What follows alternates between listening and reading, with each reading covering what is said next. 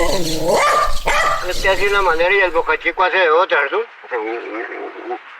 El Boca Chico es la arena.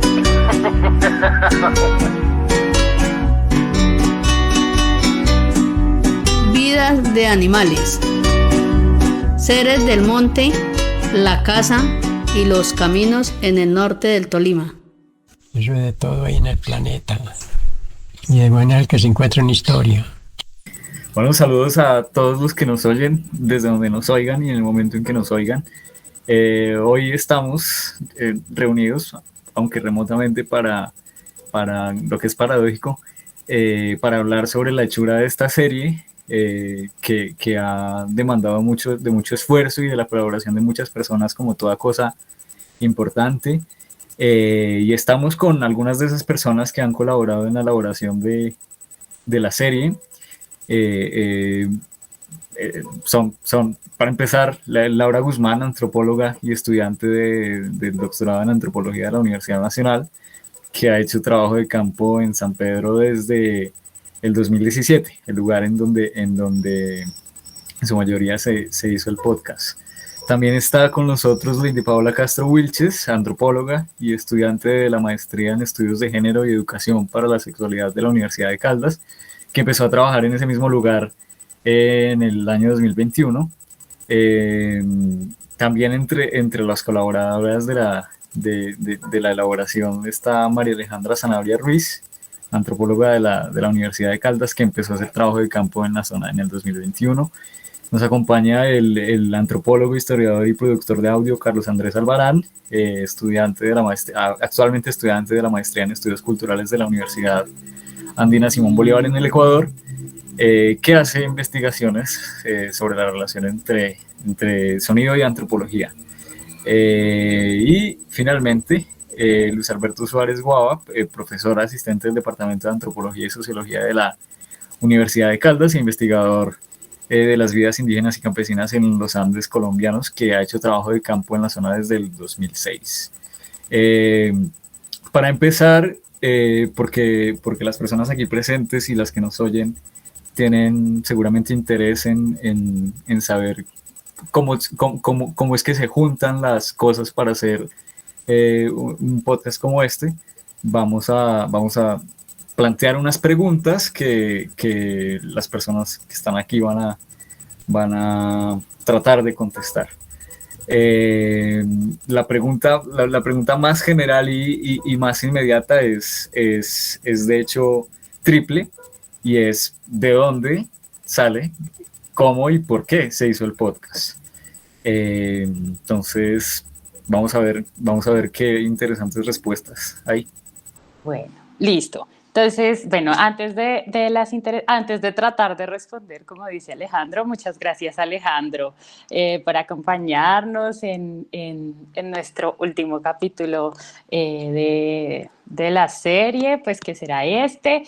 Muchas gracias a nuestras amigas que se metieron desde todas las partes del mundo a este Meet, y muchas gracias a Luis Alberto. Dios mío, como recibiendo un Oscar.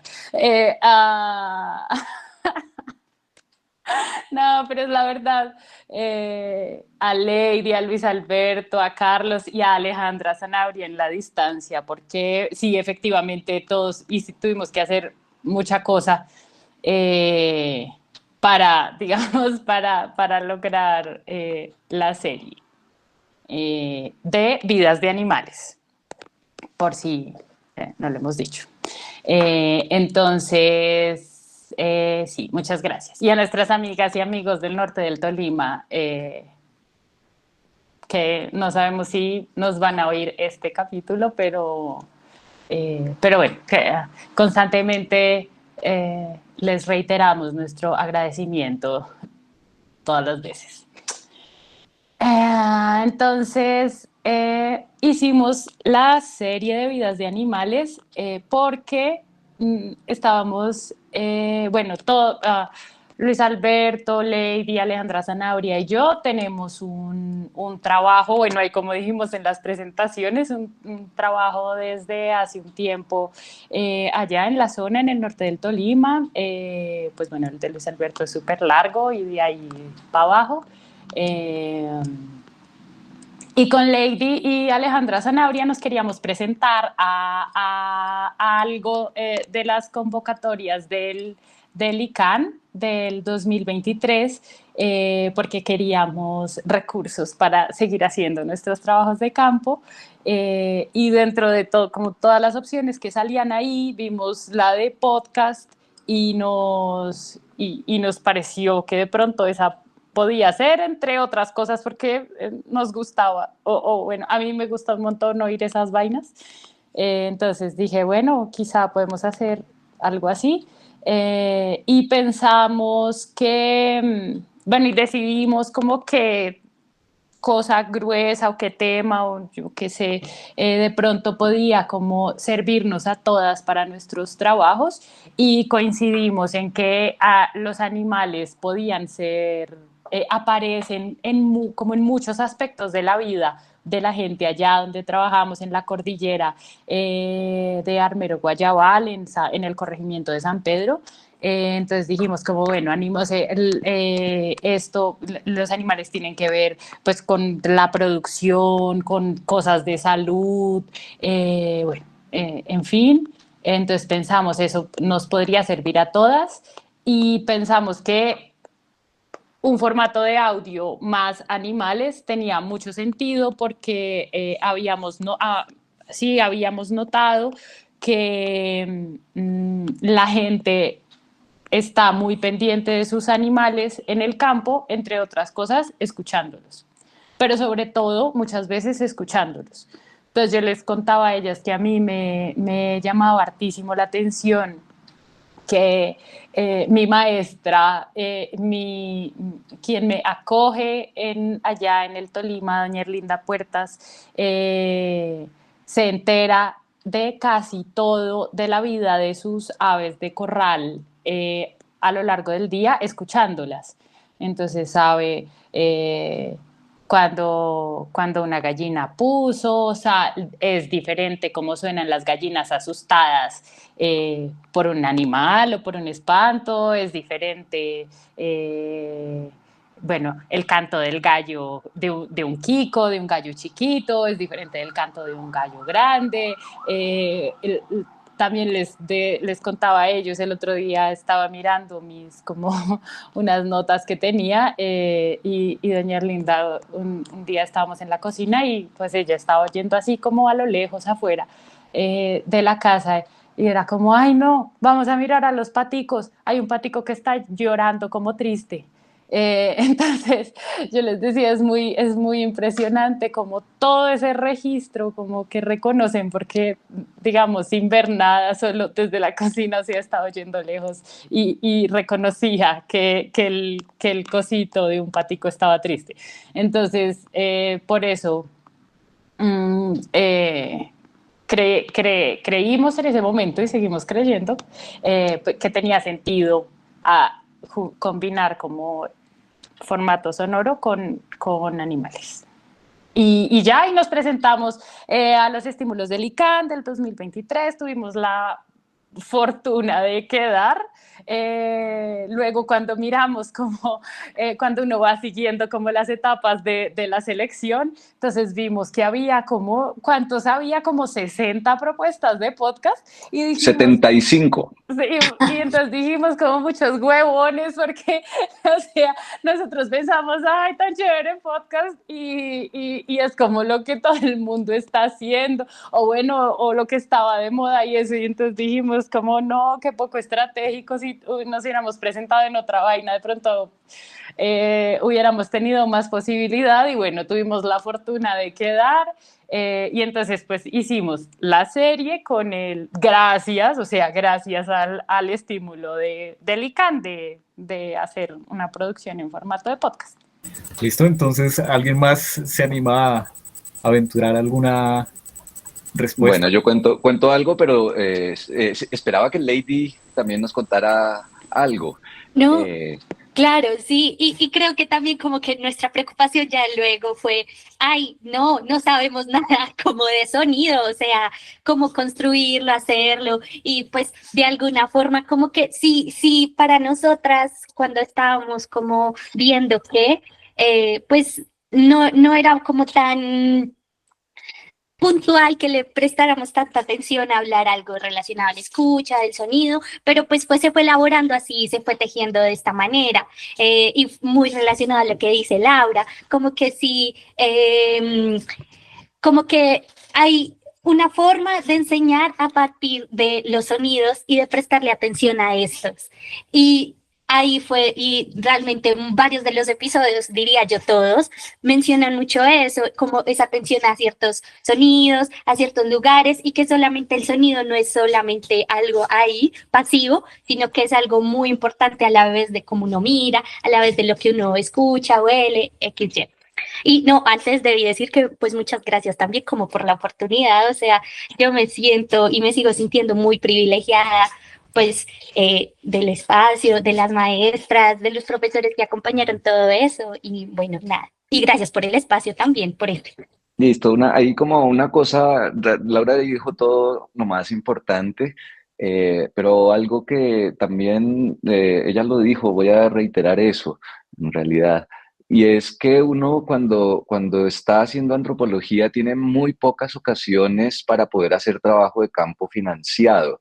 Casi nunca ocurre. Yo nunca había tenido toda mi vida de antropólogo, que ya soy bastante viejo para la audiencia, nunca había tenido dinero que me dieran para hacer trabajo de campo.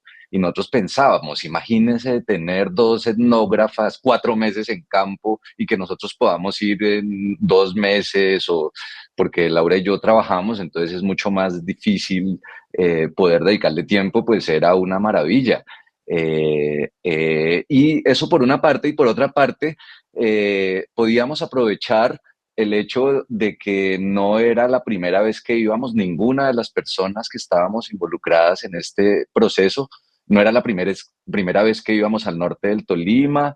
Lady y María Alejandra ya habían estado haciendo trabajo de campo en un curso con Laura. Pues Laura trabaja desde 2017, pero incluso ella desde mucho antes ya había ido al norte del Tolima.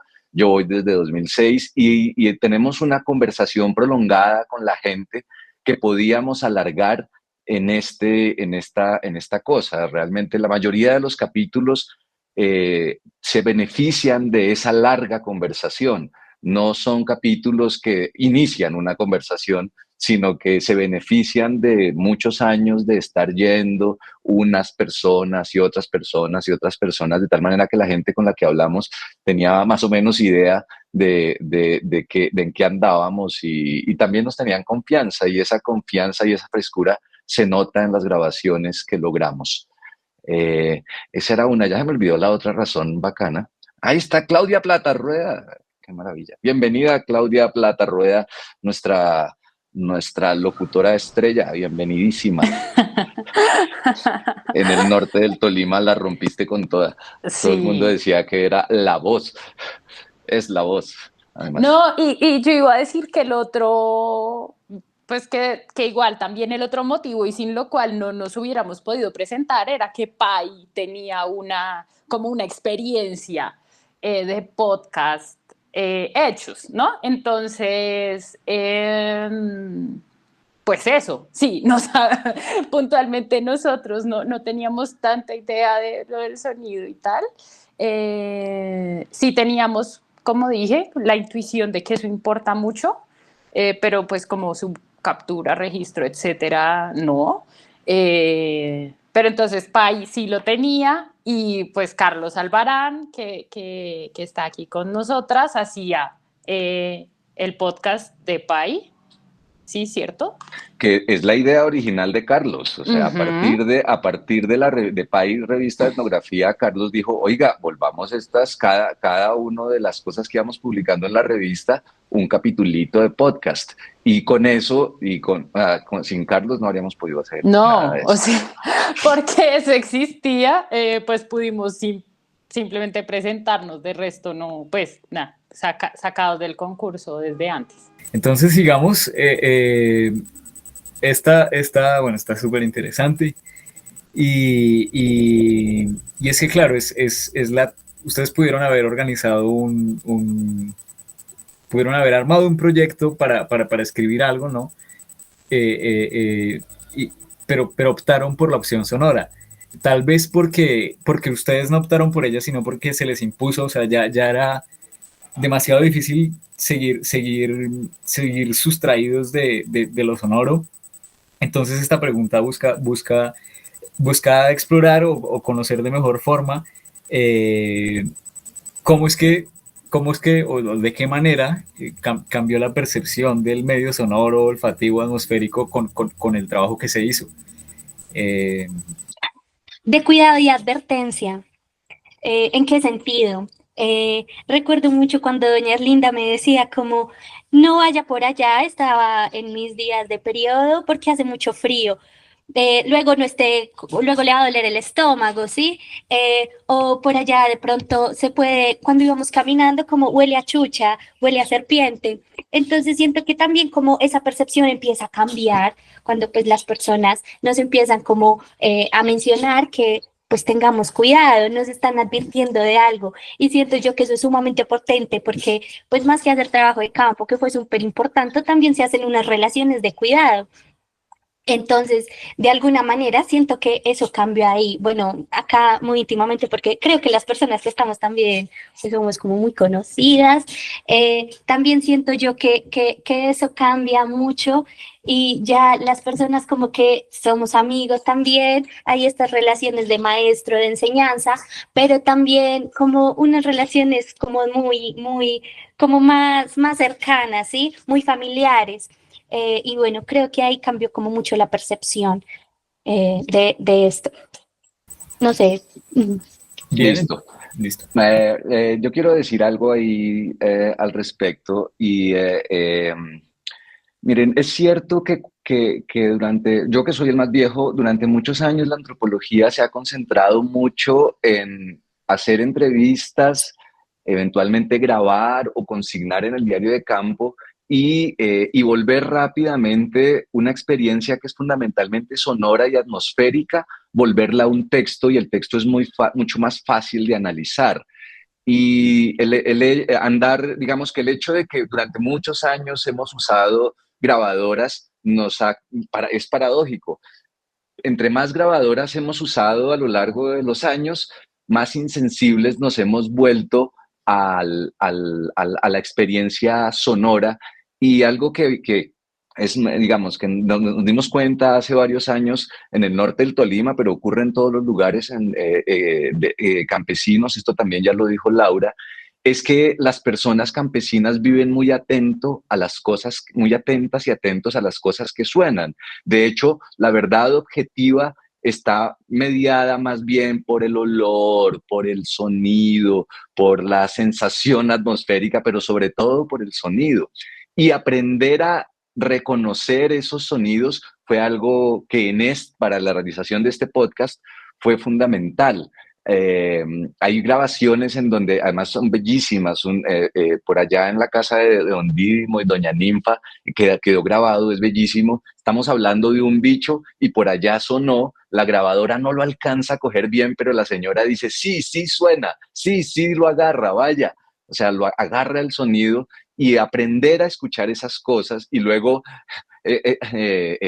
pedirle a Carlos que rescate esos sonidos que estaban por allá en una maraña de sonidos que la grabadora consigue, es algo que es tremendamente educativo, termina siendo tremendamente educativo, nos ayuda a ser personas más educadas, no mejores etnógrafas y etnógrafos, sino personas más atentas para la vida, que creo que es algo que se queda con nosotros. No es como lo dice Lady, digamos, solamente la exigencia académica, sino que hace parte de un crecimiento personal.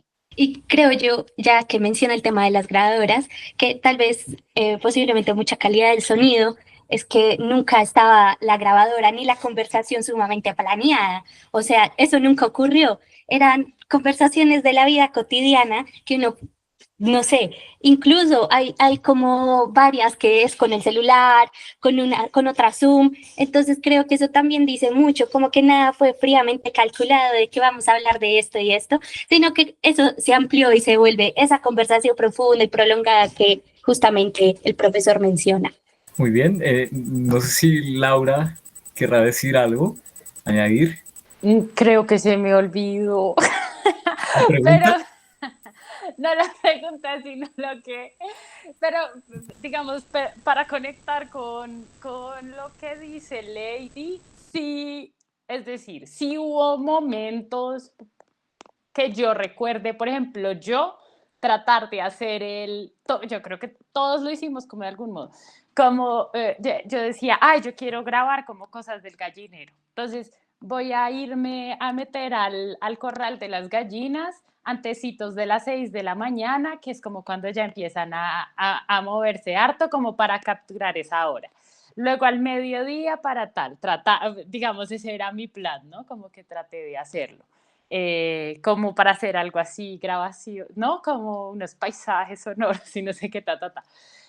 Pero el tipo de relación de pronto, yo qué sé, como que a la que ya igual estamos habituadas, quizá, como estando allá en el campo, no nos dejó mucho hacer eso, porque eso hubiera supuesto como detener o interrumpir las cosas como de la vida de la casa a las que nos sumamos como para ir solo a grabar unos bichos, o sea, era eh, como que sí tratamos de hacerlo, creo, pero no, al final era como que interrumpía el flujo normal de la vida normal y creo que también por eso como que claudicamos pronto con esa, digamos, que sí, creo que con eso.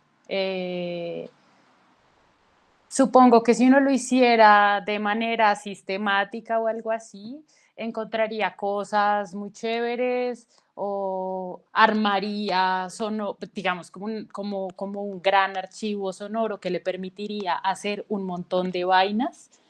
De pronto, no lo sé, pero no, como que lo normal es que cuando estamos allá en campo, pues estemos acompañando las cosas normales de la casa, como, pues sí, cocinar o recoger leña o irnos a paseos o yo qué sé, entonces no, como que no era fácil. Yo por mi parte como que renuncié muy pronto a eso. Hay algo súper interesante y es que cuando hicimos el proyecto dijimos, bueno, en estos años, ¿qué temas sabemos que podríamos trabajar allá o que nos parezcan interesantes? Entonces tuvimos algunas cosas sobre las que ya teníamos un recorrido y algunas otras que hubiésemos querido recorrer. Entonces propusimos 8 capítulos, pero esos capítulos, bueno, propusimos 8 capítulos y teníamos más o menos idea de en dónde serían las grabaciones y no sé qué,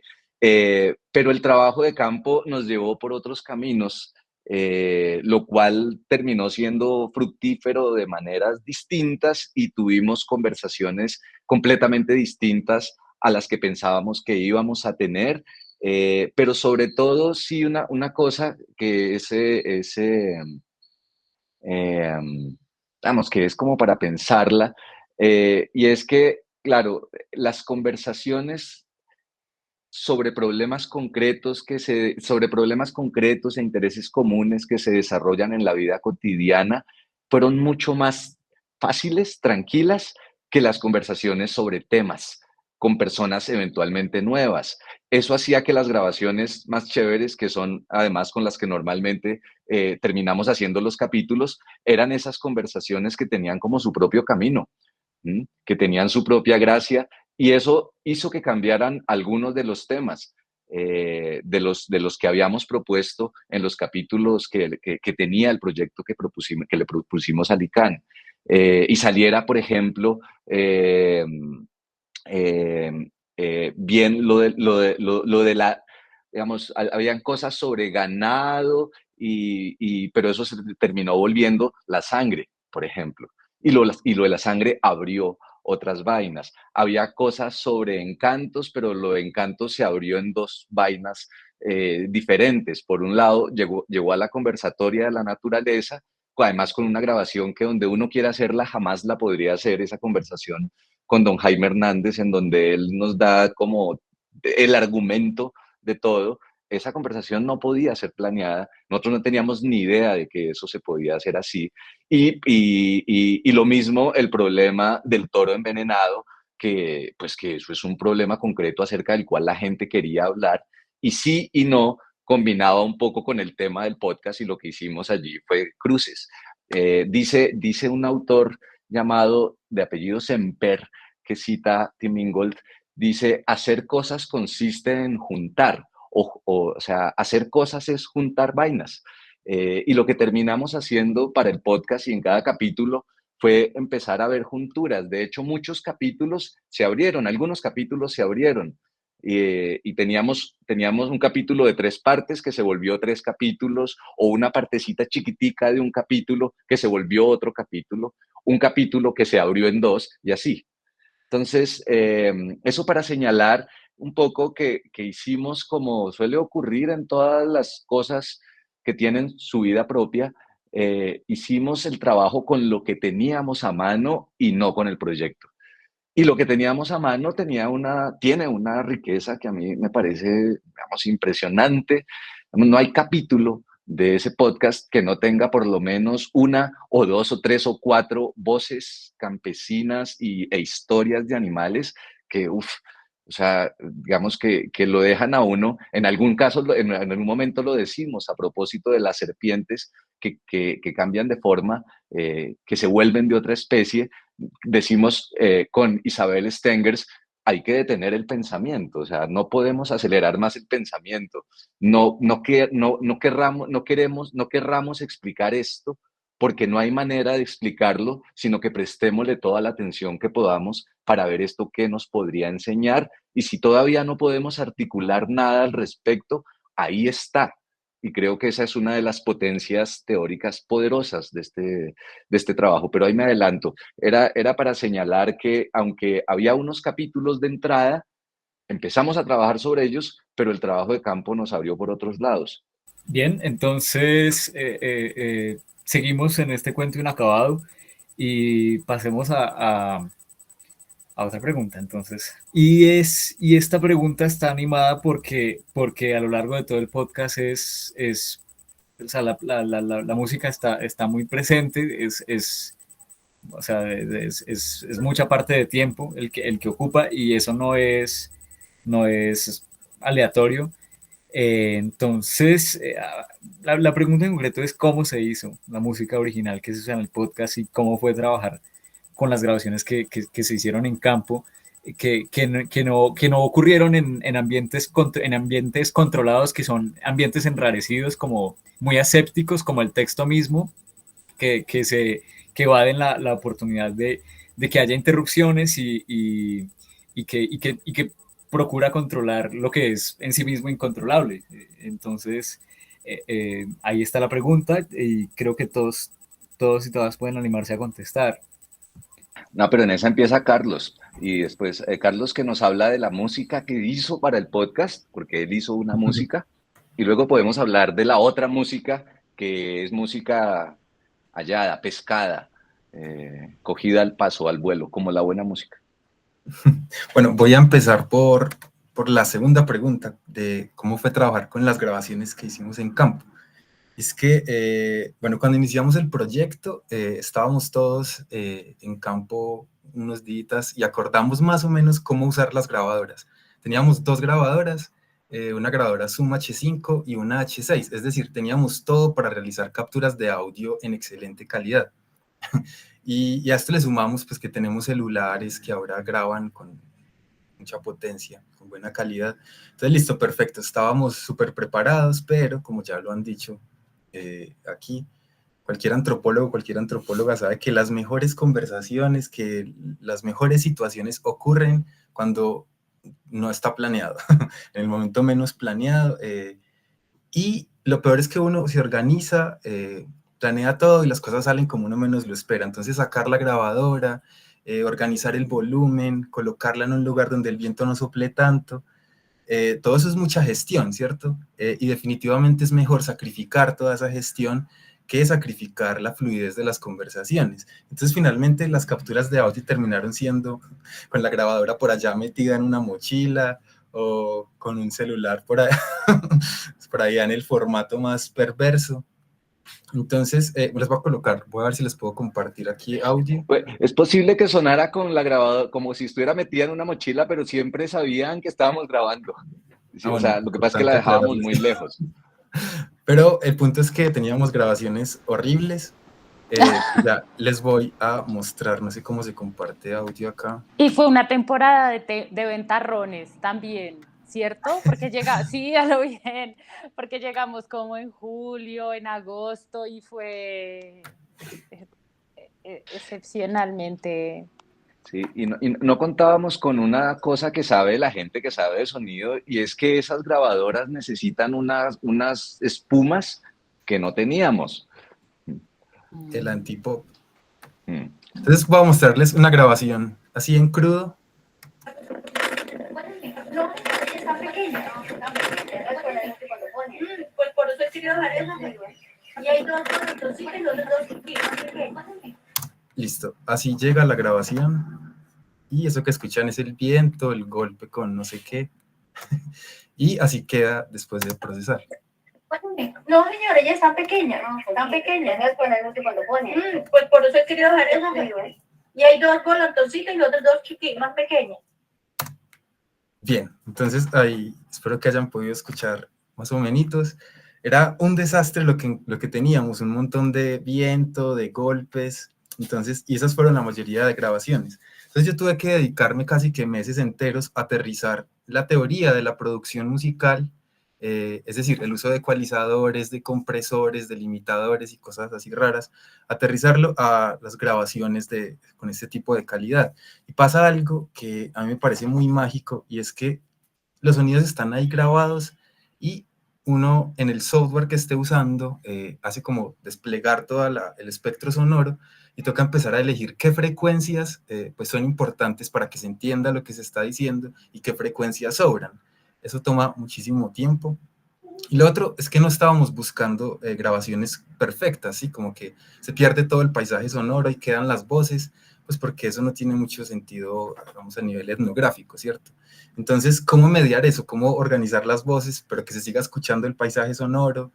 Y bueno, organizarla, ¿cierto? Es un proceso como que aunque parece muy técnico, es de mucha creatividad.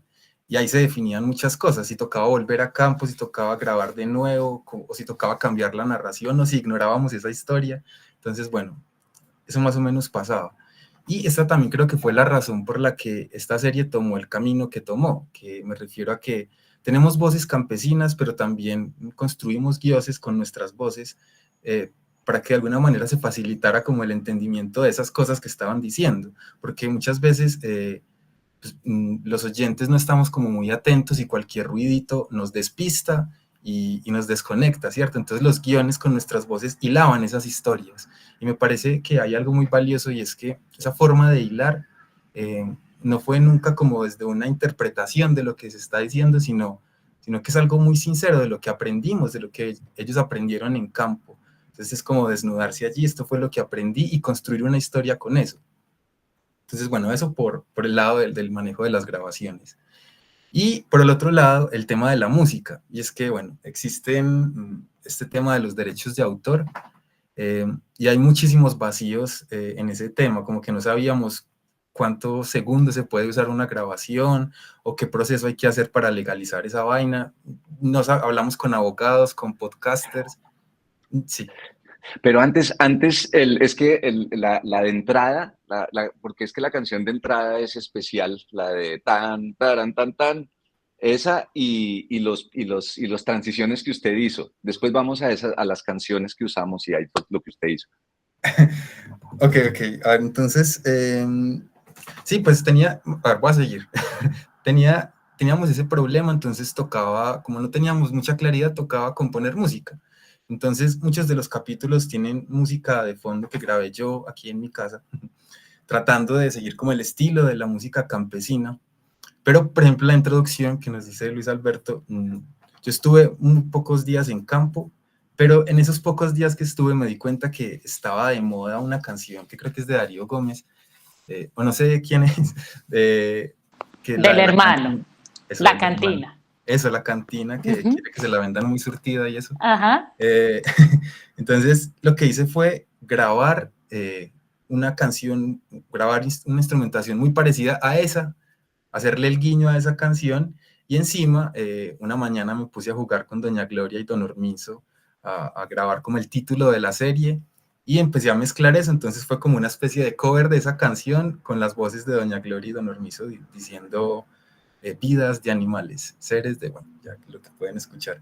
Entonces eso fue muy divertido, y bueno, pero por otro lado también necesitábamos como fortalecer la narrativa de los capítulos, y para eso era necesario acudir a canciones pues ya muy famosas, porque pues los guiones, para los oyentes atentos, podrán escuchar que hay un diálogo muy bonito entre lo que se dice y las canciones que suenan, pero teníamos el problema de si las dejábamos más de 10 segundos nos las iban a quitar. YouTube de hecho lo hizo.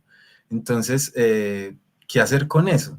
Entonces, lo que hice fue coger esos fragmentos de canciones y bajarles la afinación, sin que se sintiera muy extraño, sin que las voces se cambiaran, pero que conservara allí como la sonoridad, pero que el algoritmo no lo reclamara, que eso es lo que veo que hacen muchos podcasts famosos por ahí en Spotify. Entonces, bueno, más o menos eso fue lo que hice con la música. Una fue compuesta y otra fue, digámosle, pirateada. Y la de las transiciones, porque ahí hay unas bien lindas de las transiciones digamos, como teníamos tanto texto en algunos guiones, quedaba muy pesado que la voz narradora leyese dos párrafos, entonces siempre pedíamos entre párrafo y párrafo una pequeña transición y esas las compuso usted. Sí, y también salieron de grabaciones yo soy un apasionado por el sonido, entonces tengo grabaciones de muchas cosas, tengo una biblioteca de audios, entonces tocó echarle mano a todo eso para poder acompañar ahí la narrativa. Ana Rodríguez. 4, 3. Buenas, aprovechando que ya hay internet. Ay, pero no volteó la cámara. Ahora sí. Me acuerdo mucho de la selección de las canciones también, un día sentados en la casa de Orminzo, como pensando qué temas de la música popular se podrían usar para cada uno de los capítulos que se tenían pensados. Eso fue bien bonito también porque hizo que Orminzo y Gloria también participaran mucho como en la elección de estas canciones, y se ponían ahí en la casa y se cantaban, y como que se vivía también el sentimiento de cada una de las canciones. Entonces, pues eso como por ese lado. Y para mí fue muy bonito también acompañar, así sea por poquitos días, ese trabajo de campo, y como abrirme a esta sensibilidad también de lo sonoro. Porque es algo que hay que explorar y hay que seguir explorando, como darle vida a estos animales, a esta escucha activa también del mundo que suena todo el tiempo y a veces no le prestamos tanto cuidado. Entonces, prestarle cuidado y atención muy seria a lo que dicen los animales, lo que anuncian los animales, lo que nos cuentan ellos, pues es muy bacano, y como no priorizar solamente un tipo de animal, sino que creo que el podcast refleja también como todos esos animales que viven en junta con los campesinos. Muchas gracias a Ana y un abrazo allá en Mayama. Un abrazo allá en Mayama.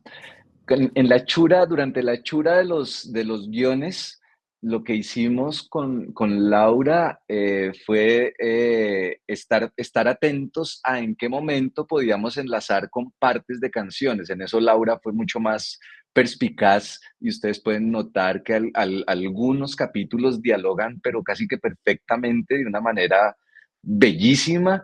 La música popular, y en esto nos importaba muchísimo, porque en general hay mucha música que se refiere a los animales, pero a nosotros nos interesaba música que sonaba en el norte del Tolima o música campesina. Hay una relación muy, muy bella entre el norte del Tolima y los llanos orientales. De hecho, hay bichos que vienen de allá, bichos humanos y no humanos, que vienen de los llanos orientales. Y entonces con la música llanera, que es una música muy campesina, y que Laura ha escuchado también con mucho cuidado, lográbamos como pequeñas transiciones súper bonitas de la música campesina, música ranchera mexicana y música, incluso, bueno, música campesina de la costa eventualmente también. Y ese fue un trabajo, a mí es de las cosas que más me gustó, fue eso, encontrarme con un poco de canciones, con detalles de canciones que nos permitían amarrar un parrafito o un tema al siguiente, e incluso hubo canciones que se repitieron y que le dieron vueltas constantemente al podcast. Entonces eso a mí me gusta mucho, es de las cosas que a mí más me gusta, aunque por supuesto lo que es muchísimo más relevante son las aperturas para la antropología que propone este podcast. Bien, ¿alguien más quiere hablar sobre música? Yo quería decir algo, como que también, pues, los principales compositores, por ejemplo, al iniciar el podcast es Don Aladino cantando o Don Víctor Pérez tocando la guitarra con una de esas canciones, entonces creo que eso también como que hace, pues, otro perfil y algo como sumamente bonito. Listo. Entonces, vamos a dar 2 pasos para atrás. Uno a veces habla como la gente camina en las procesiones, entonces, sí, ay caramba, la vieja no era muy vieja. Uno a veces habla como la gente va en las procesiones, que da un paso para adelante y 2 pasos para atrás, entonces vamos a volver a la cuestión del proyecto que es importante en la discusión sobre el quehacer antropológico, importante por lo menos para descartar o para rechazar la primacía de la antropología proyectiva. Y la pregunta que todos pueden animarse a contestar, y podemos empezar con Luis Alberto, es cómo durante el trabajo de campo y durante la elaboración de los guiones se transformó la propuesta que originalmente se le hizo a Licán. Listo. Voy a dar otra puntadita. La propuesta que se le hizo a Licán se terminó transformando. Se me dañó la garganta. Tocaba después editar esto. La propuesta que se le hizo a Licán se terminó transformando en la escritura de los guiones, porque nosotros hicimos trabajo de campo, teníamos un poco de grabaciones, algunas en ese estado lamentable que nos acaba de mostrar Carlos, pero yo creo que había algunas un poquito mejores, pero sí es cierto que teníamos algunas grabaciones que eran muy difíciles de recuperar. Y en la escritura de los guiones se empezó a transformar el asunto, porque como dije hace un momento, algunos capítulos se nos abrieron. Esto es importante, se nos quedó muchísimo material para hacer capítulos. Entonces hay temas acerca de los cuales queríamos decir cosas, como por ejemplo los insectos, como por ejemplo la aparición de encantos, como por ejemplo otras cosas sobre arriería que no alcanzaron a quedar y que no alcanzaron a salir, sobre los mataderos, mucho más material. Pero en la escritura, de los guiones, teníamos como para cada guión unas grabaciones y empezábamos a ver qué era lo que nos decían las grabaciones, y en la pregunta por qué era lo que es, digamos, cuál era el contenido final y el sentido de lo que estaba hablando la gente en esas conversaciones, se nos abrían los temas y eventualmente digamos como que nos iluminaban teóricamente, digo yo, o por lo menos poéticamente podíamos entender, volviendo a escuchar y volviendo a reescuchar y repitiendo lo que nos estaban diciendo, se abrían mucho, se abrían los temas, de tal manera que los guiones fue a crecer. Nosotros pensábamos que, o sea, los capítulos eran de 25 minutos, y aunque abrimos los capítulos que teníamos, solamente uno nos quedó de 27 minutos, el resto dura más de 30 y algunos hasta 43 minutos. Entonces, se transformó muchísimo debido al hecho de estar trabajando en los guiones, buscando la música. De hecho, en algunos casos, como el de las culebras, el asunto era tan crítico que necesitamos llamar. Y entonces hay una grabación que ya es hecha, no sé, Lady, ¿desde dónde la hizo? ¿Desde Manizales o desde Bogotá? Que tocó hacer esa llamada porque es que eso es impresionante. El capítulo de las culebras abre una serie de preguntas. Es decir, no hay capítulo que no tengas, digo yo, 5 o 6 patas para abrir discusiones generales en antropología. Entonces, eso se transformó un montón, pero un montoncísimo. Lo que dejó fue abiertos caminos para volver a plantear problemas de trabajo de campo muy lejos de donde habíamos empezado. Bien, Sergio Salazar hace un comentario que voy a leer, entonces, o Laura. Sí, yo quería decir algo como a propósito de eso, y es que, bueno, como ya dijimos al principio, tal vez el primer mes estuvimos todos juntos en terreno, pero luego ya eso era como unas vacaciones o algo, y luego ya quedó Lady. Y Alejandra Sanabria fue y vino de Anzoátegui, acá. Entonces ellas quedaron, digamos, en terreno como pues haciendo su trabajo de campo, digamos, y grabando cosas. Entonces yo supongo que Lady me corregirá que lo que ocurrió fue que, pues que se metieron ahí a la vida, que yo digo que eso es como un flujo ahí de cosas, como una corriente que a uno lo agarra y lo envuelve y se lo lleva. Entonces sí, digamos que con buena suerte hubo grabaciones de esa vida, como que ellas agarraron, y también se fueron como supongo que a casas donde les habían recomendado, pienso por ejemplo en las grabaciones de Fernando Angarita, como tales fulanos que viven por allá, de pronto sea interesante que vayan a esto. Entonces pues ellas fueron y tuvieron unas conversaciones muy bonitas, donde les enseñaron un poco de cosas.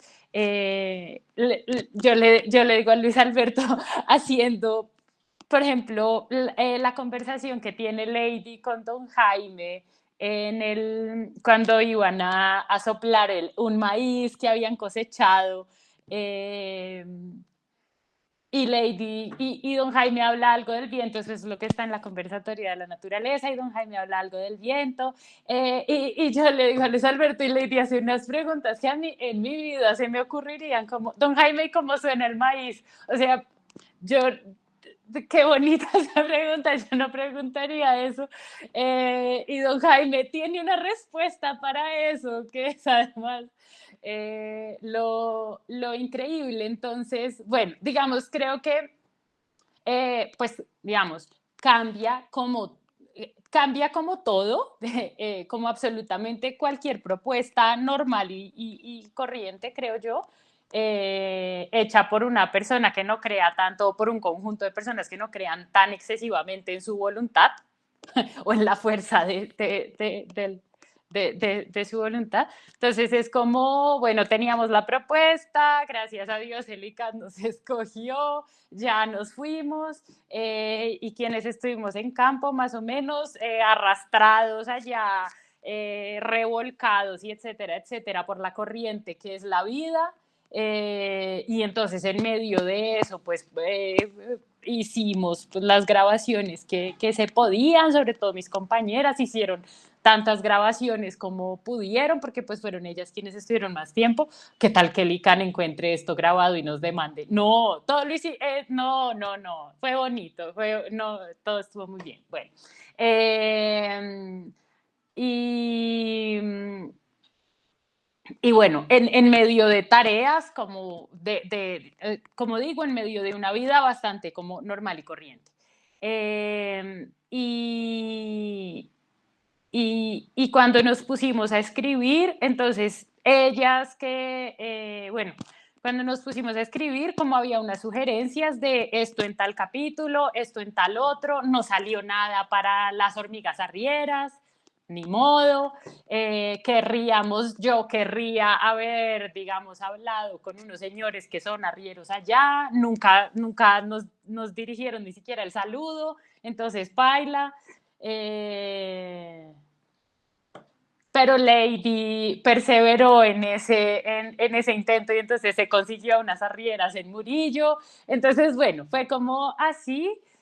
Y cuando nos pusimos a hacer, pues ya como la tarea de escribir, pues pasa lo que le pasa a cualquier trabajo de nuevo, normal y corriente, que escribiendo fue que esa cosa, digamos, fue que empezaron a aparecer cosas que además nos sorprendían, digamos, no era la idea preconcebida puesta, pero pues es que esto todo el mundo ya lo sabe, no era una cosa que estuviera armada desde antes y simplemente la volcáramos como en la escritura, sino que escribiendo, como bueno, tenemos esto, ¿qué hacemos con eso? Escribiendo fue que empezaron a agarrar como un caminito cada uno de los capítulos, y eso por un lado, y por otro lado, no lo voy a decir mejor que lo que dijo Carlos. Carlos lo dijo muy bellamente, como es como en el guión hay como, no una interpretación, sino como un aprendizaje sincero digamos, que derivamos de lo que ahí estamos presentando, sí, de la grabación que tenemos y que estamos como compartiendo ahí en el capítulo. Sí hay casos en los que repetimos lo que la gente dice en aras de que se entienda de pronto por la calidad de la grabación. Sí hay como repeticiones de eso, como aquí fulano está diciendo tal cosa, pero nuestra intención con el guión nunca fue como lo que Don Aladino en realidad quiere decir es tal cosa, nunca. Y creo que quizá también ya lo dijo Luis Alberto, creo que este trabajo,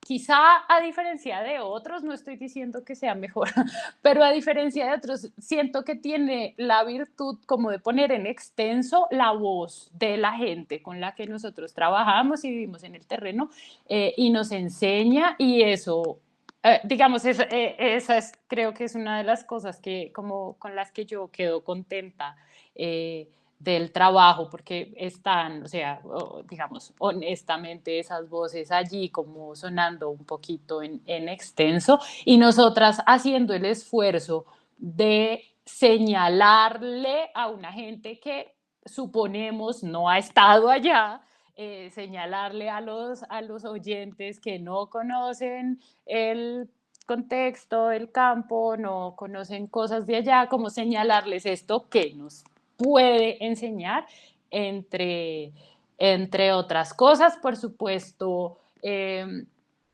para eso digamos, fue necesario como por un lado juntar esas cositas, esas grabaciones o esas como enseñanzas que teníamos ahí con otras cosas como que sabemos del campo, como pues del tiempo que hemos estado allí yendo, y en otras ocasiones como juntando eso o poniéndolo en diálogo, yo qué sé, como contextos que hemos leído en antropología y que sentíamos como que esas cosas resonaban como con lo que otros decían. O que nos pueden hacer pensar en otros. O sea, las culebras sí, era como no, pensamos en Isabel Stengers con lo de las culebras, entre muchas otras cosas, y en últimas como que pues Sí, la pregunta no, en últimas no es cómo es posible biológicamente que una culebra como que transmute su especie, eso no existe o algo así, sino qué nos enseña esto, o sea, qué dicen, qué están diciendo esas culebras de la vida.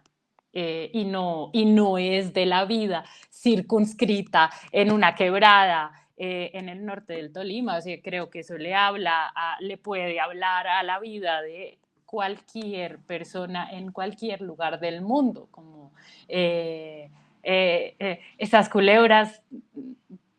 De pronto estoy siendo muy esperanzada, muy optimista, pero esas culebras nos enseñan que todos podemos tener redención en la vida, ¿sí? Que si un bicho con los años cambia tanto que deja de ser tan reptil para parecerse más a un gallo, todos podemos cambiar, todos podemos volvernos otra cosa estando hecho, digamos, pues sí, con la hechura que trae la vida. Entonces, como cositas como esa, efectivamente, creo que están ahí en cada capítulo y eso aparece escribiendo y por eso escribir es un cambio entre lo que propusimos, entre la escritura que propusimos y lo que resultó. Sergio Salazar hace un comentario que entonces voy a leer para darle voz. Entonces dice Sergio Salazar que justamente es el comentario por escrito porque hay complicaciones técnicas y por lo general las complicaciones técnicas son lo que suceden porque así tiene que suceder, ¿no? Dice que aunque un ejercicio de este tipo no necesariamente hace mejores etnógrafos, estar más atentos a los sonidos sí es una forma de mejorar las destrezas para hacer etnografía en la medida en que hacer etnografía es construir, mantener una forma especial de atención. Para decir que esos ejercicios contienen una riquísima dimensión pedagógica para la formación en etnografía. Entonces, ¿alguno de ustedes querrá decir algo sobre esto? Listo. Bueno, es que con lo que mencionaba Laura, y me acuerdo mucho de cuando don Jaime me hablaba del viento y bueno, estas preguntas, realmente, bueno, tengo que acá decir que fui un poco vaga con la grabadora porque como que mi atención estaba tan concentrada en la conversación con don Jaime que realmente yo nunca estaba como predispuesta a grabar algo como que pasara. Fue algo como muy fortuito, o sea, ocurrió una conversación así de especial y de bonita, pero también como que lo que prosiguió y eso era que había como mucha atención a continuar esa conversación, como que la prioridad no era grabarlo, sino que, por ejemplo, en ese caso, que don Jaime me estaba enseñando a quitarle la tusa al maíz y desgranarlo y todo este tipo de cosas. Entonces creo que incluso cuando Sergio mencionaba como lo pedagógico que es, y creo que lo profundo de eso es que esas conversaciones surgieron así, o sea, la mayoría incluso no hay como una estructura de vamos a hablar de esto, porque como mencionaba Laura al comienzo, como que todo eso, esa estructura al principio posiblemente funcionaba para ciertas cosas, pero ya luego como que empezó a desaparecer porque la vida seguía pasando, las dinámicas de estar allá, o por ejemplo en el caso de Aleja que venía, iba, también iban ocurriendo. Entonces como que no es por allá voy a ir a agradar solita tales, sino que sí va uno, no sé, incluyendo en el cauce de la misma vida que ocurría. Y ocurre. Y nunca, digamos, ahorita yo estuve unos meses de esta mitad de año allá en el Socavón y con don Jaime se conversa súper chévere trabajando. Entonces yo a veces iba a ayudarle a la finca de él y estábamos haciendo cosas, no sé, descacotando chocolate o bueno, lo que fuera, y me contaba unas vainas tan súper impresionantes y, en fin, bueno, me contaba cosas muy chéveres pero estábamos trabajando y luego no, por ejemplo, me acuerdo que una tarde llovió toda la tarde y no pudimos trabajar. Entonces yo pensé como, ay, qué bueno, no, entonces hicimos tinto y nos sentamos ahí como en el alerito de la casa. Y yo dije, no, aquí esta es mi ocasión para que el viejito repita la historia, yo quiero como grabarla o algo así. Y conversamos 2 palabras y no, o sea, como por fuera de estar haciendo algo, no funcionaba. Y era una historia que yo ya le había oído y yo, pero bueno, pero vuélvame a contar su tío tal cosa que pasó. No, o sea, paila, nada. Era como ahí, como moviendo las manos, como haciendo cosas y ya probablemente nunca, nunca quedara grabada y ya no se va a poder usar en ningún podcast del mundo. Sigo.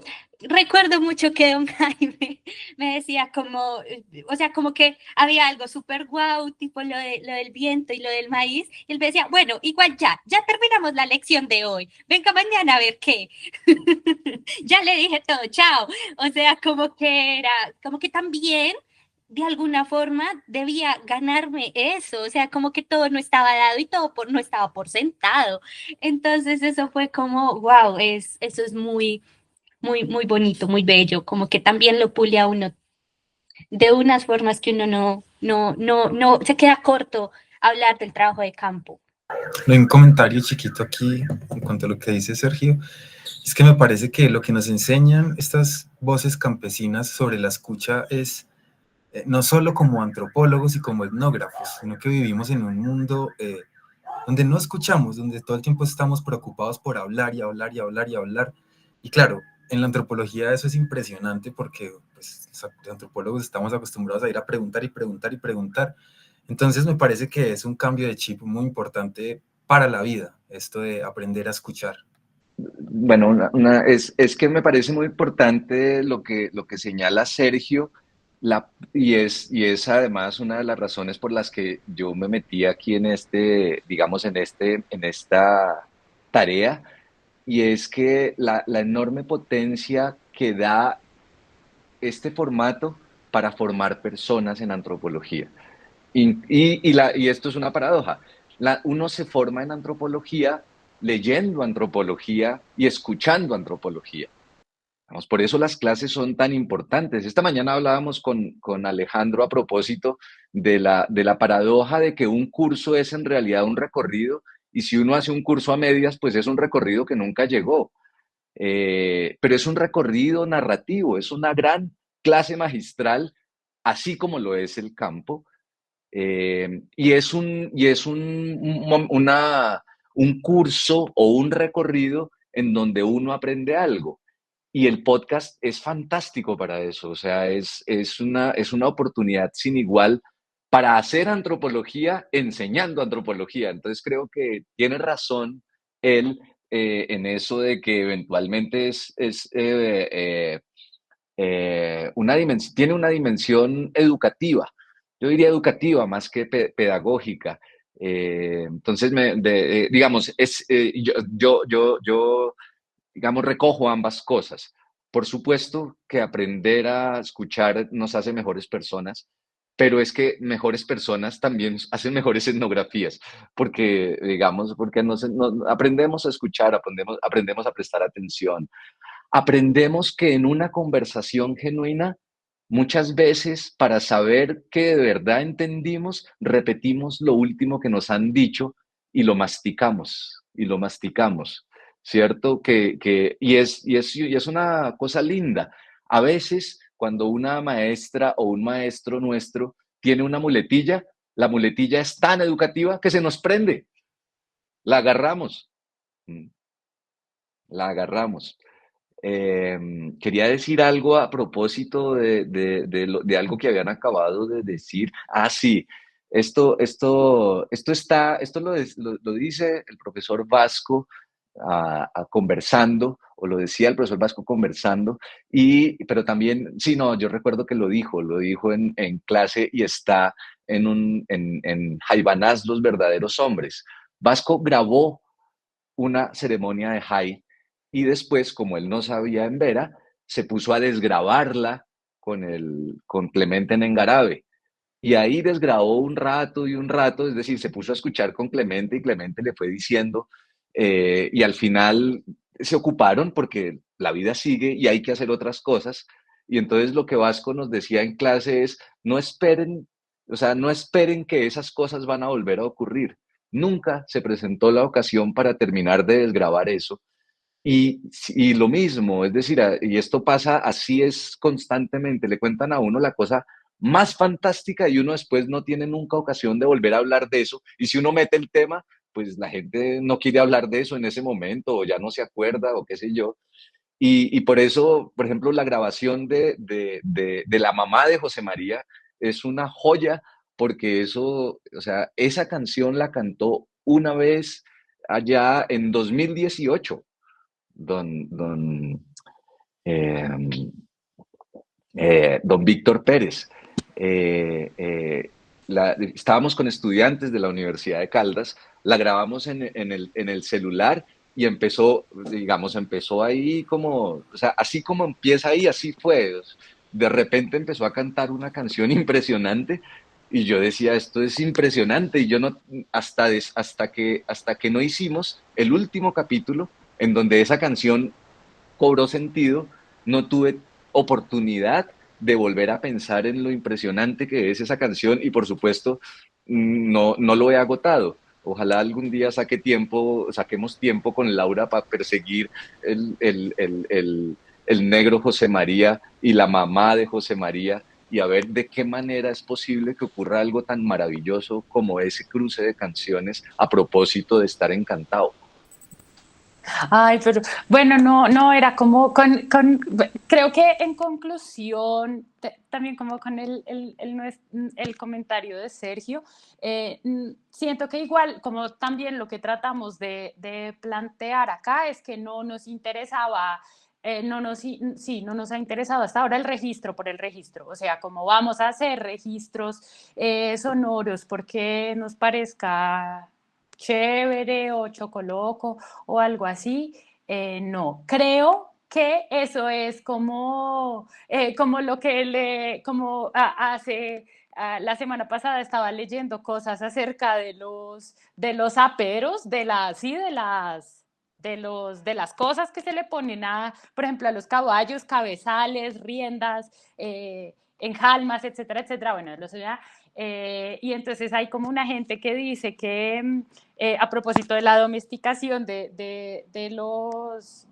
los animales, como que estos instrumentos o estas herramientas usualmente se interpretan en todos estos problemas de la domesticación como una manera de dominación de los animales. Entonces, sí, las riendas, todo esto es como un constreñimiento, es como tal, pero uno también podría pensarlos como una manera de ayudar, no de ayudar, de un medio para concentrar la atención de los animales en una tarea particular. Digamos que de esa manera, como con esos instrumentos, entonces como que los animales concentran su atención, su movimiento, tal, en una tarea particular. Creo que forzarnos digamos, a un registro como este es como eso, concentrarnos, o sea, centrarnos en una tarea particular. En centrar nuestra atención en una tarea particular. Sin embargo, si no lo hubiéramos hecho y hubiéramos sido buenos estudiantes de nuestros maestros campesinos, de repente con el tiempo también hubiéramos desarrollado digamos, ese tipo de atención. Porque, y yo digamos, me siento igual un poco contenta como con esta manera de registro, que no es registro por el registro, porque se compadece mucho, o no se compadece mucho, está como en mucha sintonía como la vida de la gente es allá. Es que si uno les parara bola, si uno fuera un buen estudiante de los campesinos de San Pedro del Socavón, allá reconocen como, yo digo, como un perrito. Muchas personas saben cómo suena la moto de Sultano y la moto de Perencejo y cómo suena la línea de Don Javier y cómo suena la línea de Piraña. O sea, ¿sí? Es esa atención que le presta la gente a lo que suena allá y cómo suena es muy tremenda. No están, por supuesto, no están haciendo podcast, no están grabando, no están registrando sonoramente como para lograr semejante, sí, ¿no? ¿Cómo más lo decimos? Pues conocimiento sonoro, yo qué sé, tan impresionante, sino como la certeza de lo que existe en la vida suena. Y entonces, y el sonido es además ¿no? Como el indicador además de una existencia dinámica. Entonces, están muy pendientes de eso. De, en un registro y de una manera que a mí me sorprende, o sea, no deja de sorprenderme todas las veces que hablo de eso, no deja de sorprenderme, como el Buen Pion, que una tarde estábamos, que también qué día les conté, qué día estaba, qué día no, sí, estaba hablando una tarde también con don Jaime, también descacotando chocolate, y entonces él me estaba hablando como de los osos, los que aquí llamamos osos perezosos, que allá se llama perico ligero, y entonces me estaba hablando de cómo canta, y entonces era como el de bueno, yo qué sé, ustedes con seguridad lo hacen mejor, y entonces yo le pregunté, pero ¿cómo así? ¿Y ese no es mismo un bicho que llaman el buen pion? Entonces él dijo que pues que él no sabía bien cuál sería el buen pion, pero que había dos, pero que lo que sí sabía es que había dos buen pion, uno de pluma, porque se oía, porque su canto se oía como de abajo hacia arriba en el cañón del río, y solo un animal volador puede recorrer, digamos, tan rápido esa distancia o una distancia de abajo hacia arriba en el cañón. Entonces digo, tiene que haber uno de pluma y tiene que haber uno de pelo, porque el de pelo suena en un solo lado y luego al rato de pronto suena en otro lado cerquita. Entonces, digamos, ¿qué día lo decíamos? Es decir, eso, no sabemos bien eso que contiene, pero es como una lección para muchas cosas, empezando por las especies, o sea, y de ahí en adelante. Pero es un tipo de, como de atención y de saber cosas acerca de las vidas que están por todo lado ocurriendo, igual muy diferente a otras. Bueno, entonces vamos a hablar de otra transformación, que es algo de lo que ya se ha venido hablando. Se ha hablado de la transformación del proyecto, que terminó siendo desfigurado, pero ahora vamos a hablar de otra transformación, tal vez una más poderosa y más diciente, que es, para decirlo en mejores palabras, es cómo cambió, si es que lo hizo, este trabajo de campo y la realización del podcast, sus propias vidas. Creo que podemos empezar por Carlos, si nos quiere contar algo. Sí, bueno, yo tengo como dos lugares para responder a esta pregunta, una como productor y la otra como antropólogo. Entonces, como productor, a ver, ¿cómo explico esto?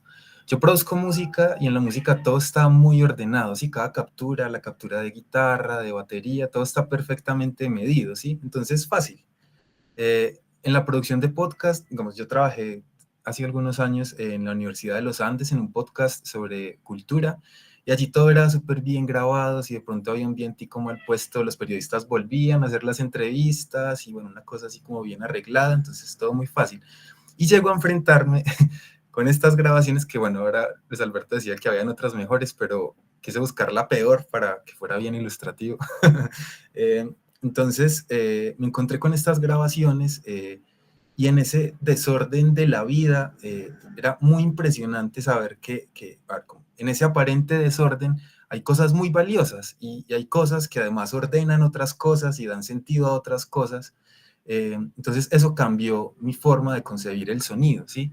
de lo que les decía ahora, uno graba y todo eso queda ahí como en el espectro sonoro, y básicamente pues podríamos decir que no hay grabaciones basura, grabaciones inútiles, sino que depende como de la agudeza de la escucha para sacar cosas importantes o que sirvan para el proyecto. Entonces eso me cambió la perspectiva como productor. Pero por otra parte, la cuestión como antropólogo, yo hace años me interesé, me dejé llevar por la curiosidad del universo sonoro, y en el pregrado quise responder a la pregunta de cuál era el papel del sonido en la vida en el páramo, y me fui para el norte del Tolima, en Murillo, y allá fui muy sordo, demasiado sordo, tuve muchos tropiezos, eso no salió para nada bien, pero quedaron muchas preguntas y muchas curiosidades. Cuando empezamos este proyecto, acordamos al principio leer ciertas cosas, como para hablar el mismo idioma. Entonces hablábamos de Kohn, de Vincent Desprez, bueno, y toda esta corriente como del giro ontológico, y esas curiosidades que yo ya tenía empezaron como a tomar otro sentido. Y empecé a escuchar las voces campesinas enseñándonos un montón de cosas que escuchan en el programa, y me di cuenta que de verdad en el campo y en la relación como interespecie, en la relación con la vida en general, eso es algo muy sensorial y especialmente algo muy sonoro, como ya lo hemos dicho acá. Entonces, hemos hablado ya harto de este capítulo, pero es que ese capítulo es top, el de la conversatoria de la naturaleza, en el que don Jaime nos está contando cómo escucha el viento y cómo la conversatoria con el viento es un asunto de una escucha atenta. Y eso fue para mí un descubrimiento como muy trascendental, darme cuenta que la escucha no es un acto pasivo, como lo decimos en el programa. Eso me quedó resonando mucho. Entonces, al final de el final de este proyecto sí encajó con el inicio de mi maestría, y todos estos temas del giro ontológico, del giro material, todo esto es como algo muy de ahora, no sé, muy contemporáneo. Entonces nos estábamos leyendo a Donna Haraway, y era muy chévere porque yo podía poner fragmentos de todas estas grabaciones para aterrizar esa teoría con cosas reales, y eso impresionaba mucho a mis compañeros. Yo estudié en Ecuador y eso fue muy bacano. Entonces, sí, muy chévere como si poder hablar de una antropología más allá de lo humano en términos así muy masticables. Entonces, en mi caso, pese a no hacer trabajo de campo, porque ese pues no fue mi papel acá, lo que aprendí de las personas del norte del Tolima de verdad cambiaron mi concepción del sonido, del papel del sonido y de la antropología en general. Parece que lo que sucede en estos capítulos es como la antropología que yo quiero hacer, y en ese sentido le agradezco mucho a Laura, a Luis Alberto, a Lady y a Alejandra por mostrarme todo eso. Eso. Bueno, digamos que en el transcurso del trabajo de campo ocurrieron como situaciones como familiares, mis papás me iban a visitar y pues ocurrió un accidente así feo, y entonces como que hasta ese punto yo me di cuenta como que la compañía, el cuidado en especial de Don Aladino fue sumamente significativo, y cada vez que yo lo escucho en esas grabaciones como que se vuelve algo como tan familiar, tan cercano, porque pues más allá como de todo esto se vuelve un trabajo sumamente emotivo. O sea, cada conversación, cada parte que vamos como ahí hablando y esto, pues ya como que va trascendiendo más. Y también en eso me acerco un poquitico a cuando doña Erlinda está escuchando el podcast de los perros, y se siente como muy que su voz está ahí, pero también la historia de una de sus perros, de Mechas y de Princesa, que pues tuvo a su perro y estuvo desaparecida un tiempo. Entonces como que todo eso también hace como que sea un ejercicio, o bueno, no un ejercicio, sea algo muy emotivo. O sea, como que realmente uno lo impregna y dice, wow, o sea, qué lindo que, porque las personas se sienten ahí escuchadas, pero como que también uno como que revive todo eso que de alguna forma hizo como algo mucho más cercano. Y bueno, no, es como eso. Transformaciones, pues no sé si respondí, pero bueno, ahí dejo como cosas. ¿Listo? Yo quiero decir algo al respecto de las transformaciones.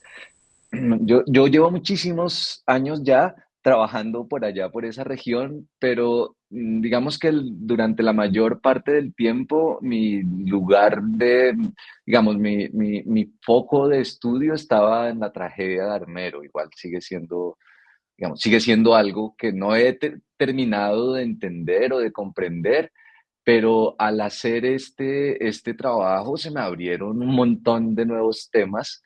Yo estaba pensando cuando terminé el doctorado y empecé a ser profesor aquí en la Universidad de Caldas, como virar hacia otro lugar mi atención etnográfica, pero digamos probablemente es ya, no, es ya, o sea, hacer esto me volvió a poner los ojos en el norte del Tolima, los ojos y los oídos y los sentimientos allá en el norte del Tolima.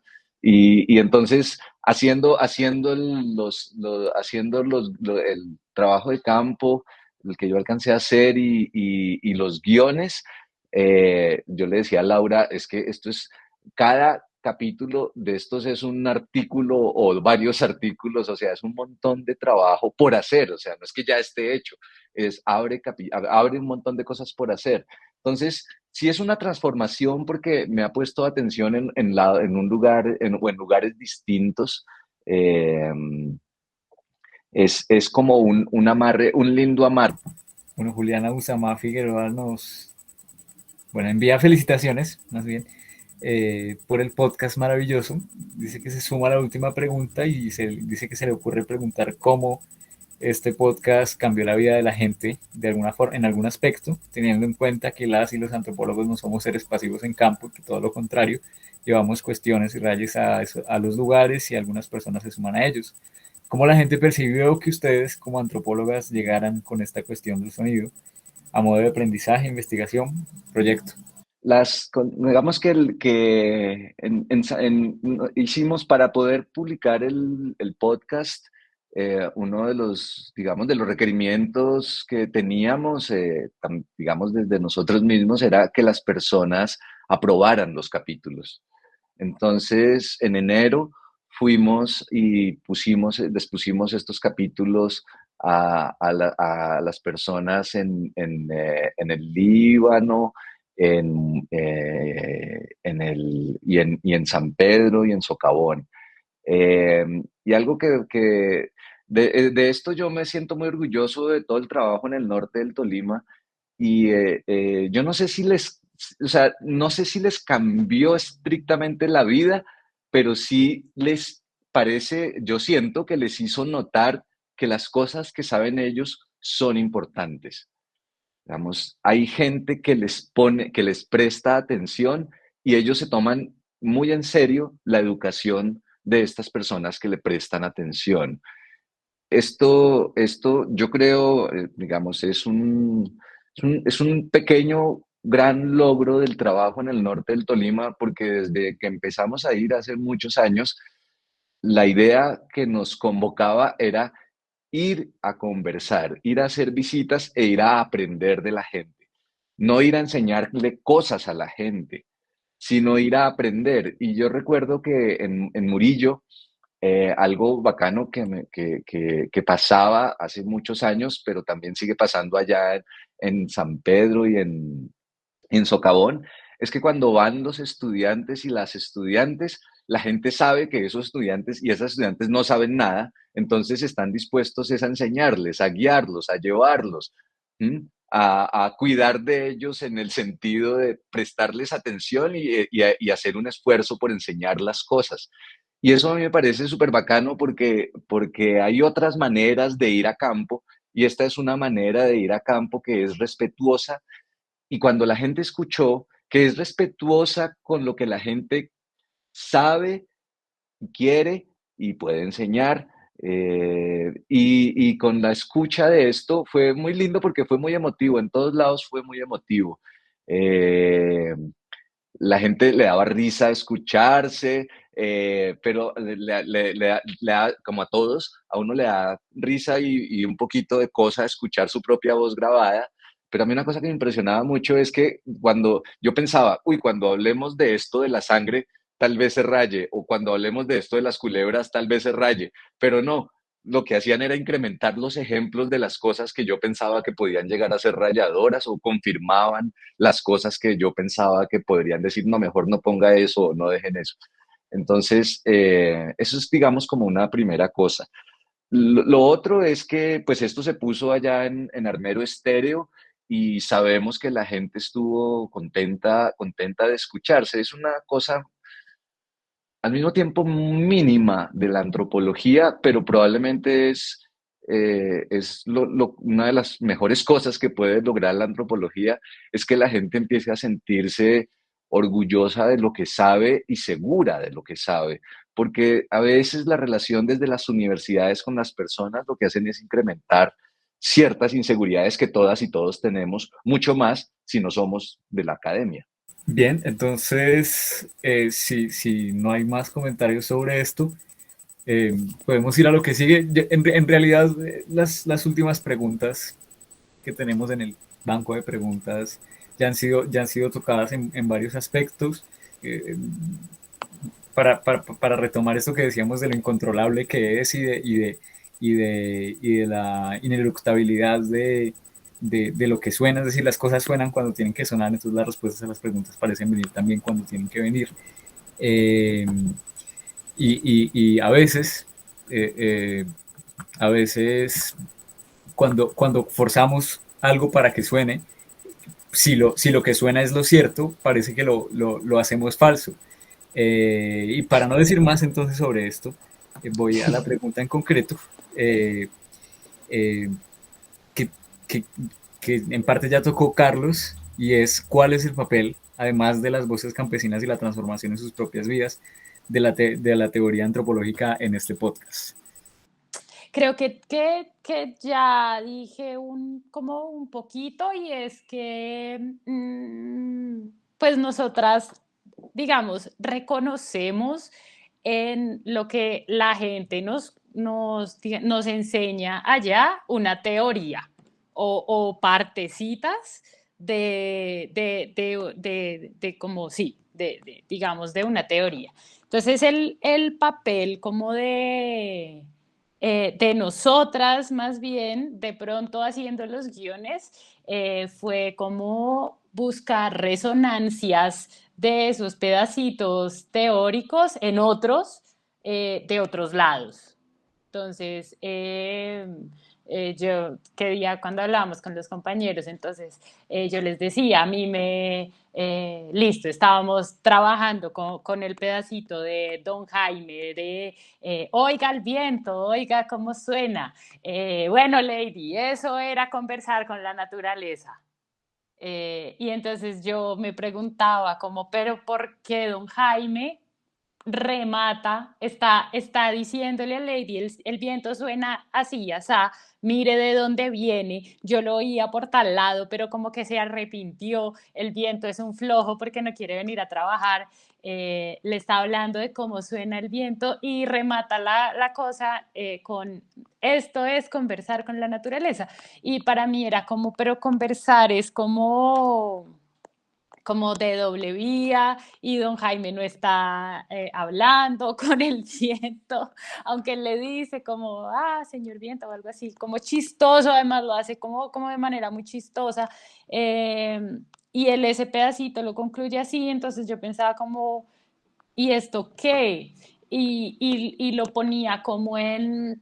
Entonces, como habíamos leído unas cositas, no todas, entonces dije como, esto se parece, no dije, bueno, pensamos como esto se parece como a lo de Felt, como de escuchar es una acción en doble vía, siempre como quien escucha tiene el potencial de responder, no importa si lo hace o no, como quien escucha no es un receptor como pasivo al que le entran vainas, está como potencialmente, es decir, está reaccionando, está haciendo algo. Entonces yo pensaba como de pronto por ese lado va como la cosa de don Jaime con lo de conversar, o veíamos como también como resonancias o cosas que sí, como que dialogaban, como que se respondían entre lo que le contaron a Lady,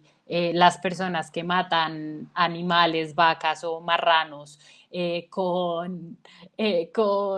por un lado, con una cosa de Eduardo Con, de volver a los animales carne, como que se vuelven un objeto y antes los sujetos que se escuchaban, humanos y animales, tienen como que suspender esa condición de sujetos de algún modo para, pues para transformar una forma de vida en una forma de como objeto que es la carne, y eso es como cancelando el sonido.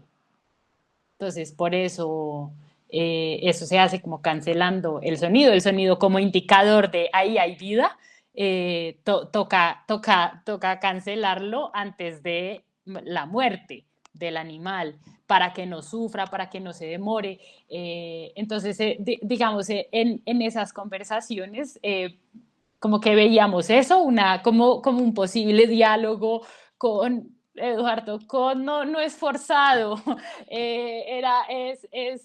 digamos, eso como lo que él habla a propósito de la cacería en un momento, en cómo piensan los bosques, y también, y eso al mismo tiempo, como que sonaba también, encontraba un eco con Vicente Fernández. Y en todos creo que podemos estar de acuerdo en cada una de esas partes, encontramos como teoría. Entonces yo creo que no sé si es el papel de la teoría antropológica, pero sí vemos ahí como una teoría puesta en juego que puede conversar con distintas fuentes. Y nuestra tarea fue pues pillar como de pronto poner digamos, esa cosa ahí sobre la mesa también para que otras personas le encuentren otros ecos, supongo, en otras cosas. Yo quisiera agregar a eso, con lo cual estoy completamente de acuerdo con lo que ha dicho Laura, que por lo general le tenemos miedo a la teoría. Le tenemos miedo porque pensamos además teoría antropológica y eso suena ya con mayúsculas. Y suena con mayúsculas y solamente posible para una gente que no somos nosotros. Nosotros a lo sumo leemos teoría y si somos de buenas entendemos algo.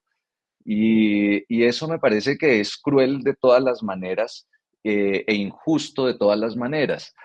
Eh, en todos los capítulos se abren preguntas generales que se abren o porque la gente en su conversación nos pone delante de cosas tremendas, como por ejemplo que un perro pueda decir con la mirada o que a un perro se le ponga un nombre y él entienda qué dice eso. O sea, eso es impresionante. ¿Mm? No podemos esperar a que haya una autora o un autor que nos lo explique, aunque si hay alguno con el que podemos conversar, pues es una maravilla. Pero ahí hay un reto que no podemos eludir. Y la tarea nuestra es, como dice Laura, ponerlo sobre la mesa. Y cuando lo ponemos sobre la mesa, planteamos una discusión teórica. Entonces, en todos los capítulos se abren varios. Voy a enunciar un hito por capítulo. En el de los perros nos dicen que los perros hacen fiestas. ¿Cómo es posible que los perros hacen fiestas? ¿Cómo es posible que podamos reemplazar a los perros con otro perro que tiene el mismo nombre y cuando uno le pone un nombre a un perro, el perro entiende? Eso es impresionante. Y eso no hace parte del mundo de la creencia porque efectivamente el perro entiende. Entonces necesitamos ir a una conversación con alguien o, si no hay quien, aventurar algún tipo de línea o de trazo que nos ayude a poner esto en el centro de una conversación. Porque si no lo hacemos, eludimos una tarea que es antropológica, que es plantearnos problemas generales, ¿cierto? En el segundo capítulo sabemos que en la sangre va el genio, en la mano va el genio, y en el genio y en la sangre va la posibilidad de dañar o no la comida. Eso es impresionante. ¿A qué es lo que está diciendo? Ahí no hay creencia. Ahí lo que hay es una especulación acerca de cosas que se juntan y que juntas pueden dañar otras cosas o pueden hacer que las cosas sigan un buen camino, ¿cierto? Entonces, Y también en el de la sangre está pues esa cosa, bueno, esto lo dijo ya Laura, entonces no lo repito, pero es impresionante que pareciera que los animales se vuelven consanguíneos de sus humanos, y lo que es importante es que no los escuchen ni los sientan, porque hay un lado en que incluso el marrano no lo escucha, pero lo siente y se va a morir al lado de la cama del humano. Y eso es muy, muy fuerte, porque es un problema poderoso de la sangre. En el de la sangre tenemos un problema maravilloso, que es que todos los animales tienen rebaño. ¿Qué es un rebaño? Si lo dejamos solamente mencionado, pues eludimos nuestra tarea. Nosotros intentamos allí entonces, bueno, ¿qué diablos puede ser el rebaño? Ya que ciertos animales tienen en sus tripas, o sus tripas más bien, son una cosa que se llama rebaño. Impresionante eso, ¿cierto? En el capítulo de las culebras tenemos todos los problemas. ¿Cómo es posible que de hecho, es decir, de viejo, un animal ya cambie de especie? Ya parezca de otra especie, le salgan barbas y empiece a cantar como un gallo. O sea, ¿eso qué nos dice? ¿Cuál es el vínculo entre las culebras y el vaho? Y el vínculo entre las culebras, la sangre y la sangre menstrual, la leche y el vaho. O sea, ahí hay un problema que nos están planteando. Si no lo ponemos sobre la mesa, eludimos la tarea de la antropología. En el de las arrieras, esos son hartas cosas, voy a decir una sola. Las mulas no nacen mulas, toca enseñarles a ser mulas. Es decir, que uno, así como las mulas no nacen mulas, y las culebras no siempre son las culebras que conocemos, pues eso probablemente le pasa a todo. Nadie nace antropóloga o antropólogo, toca hacer el esfuerzo en el trabajo, y así como a una mula no se le puede poner toda la carga, sino irla enseñando a la enjalma, pues a una persona que estudia antropología no se le pueden poner ya todas las responsabilidades, sino que toca ir aprendiendo, ¿cierto? Y a alguna persona que está viejita ya tampoco se le puede poner todas las cargas, bla, ¿cierto? Y lo mismo con el toro, esa vaina, ahí sigue habiendo una relación profunda y resuelta, y probablemente nuestra tarea no sea resolverla, sino mantenerla en la mesa, entre la ambición y la tragedia, ¿cierto? La ambición del oro y la tragedia de un mundo que se derrumba, la existencia de una quebrada que se llama el Toro, en un cerro que se llama el Toro, en una mina que está dentro de ese cerro, en una región que se llama el Sirpe. Eso es impresionante. Un toro dentro de una serpiente, ¿cierto? El hecho de que la gente pueda tener amistades raras, de que una marrana sea un perro completo, de que un guatín pueda ser un doctor y tener una vida de perro, y al mismo tiempo producirnos un profundo dolor por su muerte y una profunda alegría por lo rico que estaba ese mismo guatín, ¿cierto?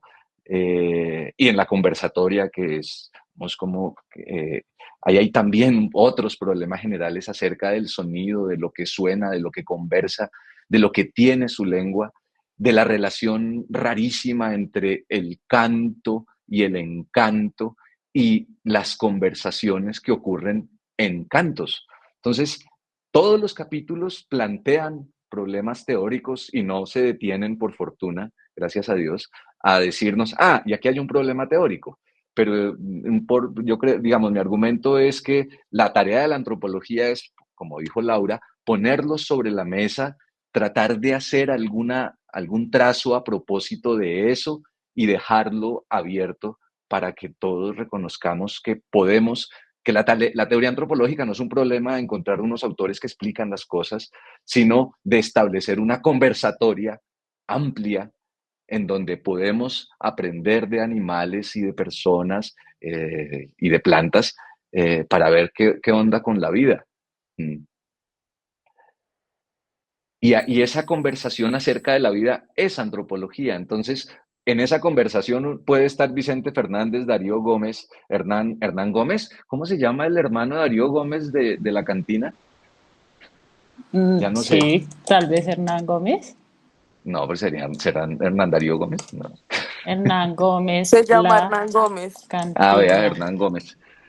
Sí, señor. La cantina Hernán Gómez. Eso. Toda esa gente y todos esos, y los Visconti, y todas esas canciones, y Elenita Y Vargas, Antonio Aguilar, y Antonio Aguilar, por supuesto, mi nuestro teórico más de favorito. cabecera. Sí. Están en esa conversación. No le tengamos miedo a la teoría antropológica. La teoría antropológica es algo que de lo que somos capaces, y si pudiéramos conversar con Lévi-Strauss como con Antonio Aguilar algunos, eso podría tranquilizarnos y cantar Lévi-Strauss con tanto, eh, con tanto entusiasmo como cantamos Antonio Aguilar, o reggaetón también, supongo. Bueno, Yoreli nos dice que un amigo del Perú, Asian Inca, dice que ellos enseñan a los perros a cazar, que los perros no son amigos, dice que son cazadores como la gente que aprende a ser cazadora en la mera selva. No, pues que sí, es decir, hay perros de perros.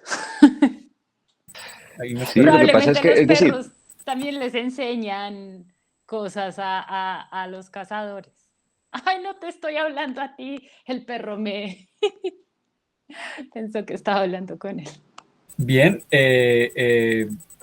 no sé si alguien tenga algún comentario más, alguna pregunta.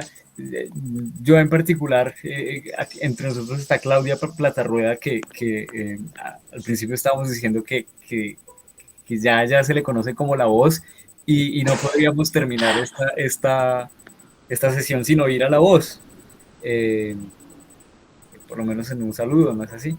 Claudia, la mejor locutora de vidas de animales.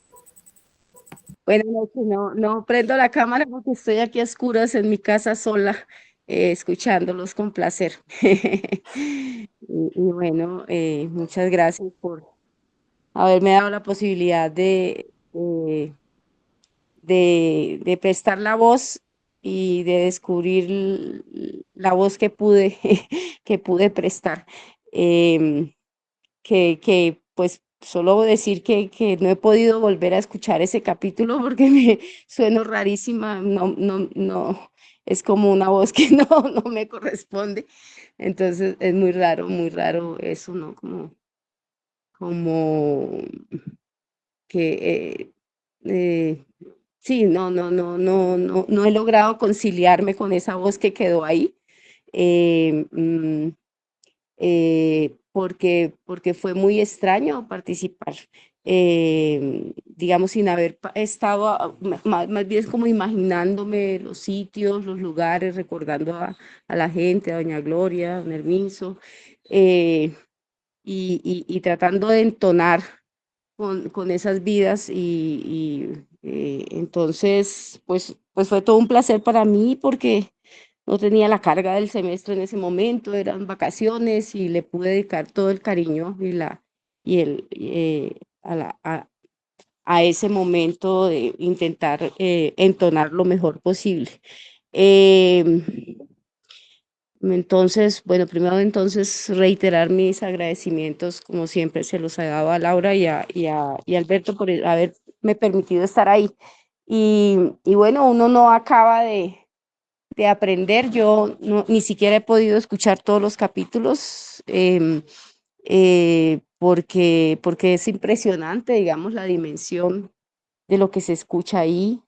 Me gusta mucho el de las culebras, el del toro. Digamos que he logrado como entender muchas cosas que han pasado inocentemente en conversaciones en otros lugares o allá mismo, y verlos ahí como trabajados por ustedes y rescatados en un sentido de conversación,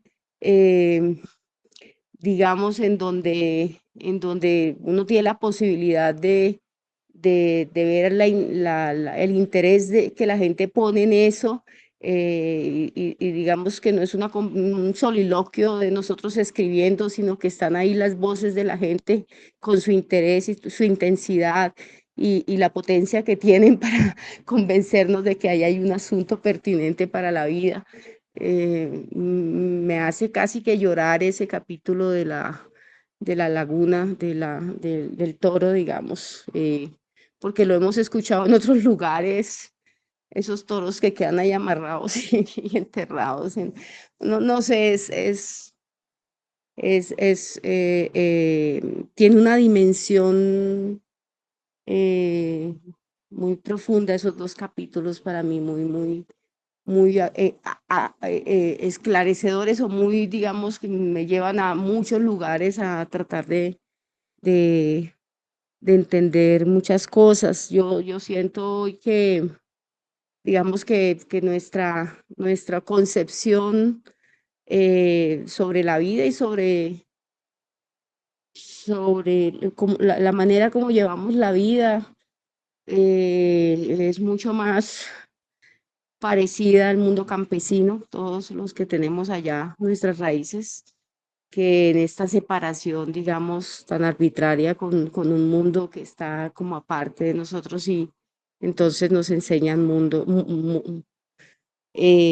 enseñas mucho este trabajo. Eso estoy aquí mirando una mariposa que se entró por la ventana en un piso 25 desde ayer, que he intentado sacar. Le tengo un profundo pavor a esas, ¿cómo se llama? Polillas, porque me las he encontrado en momentos trágicos de mi vida y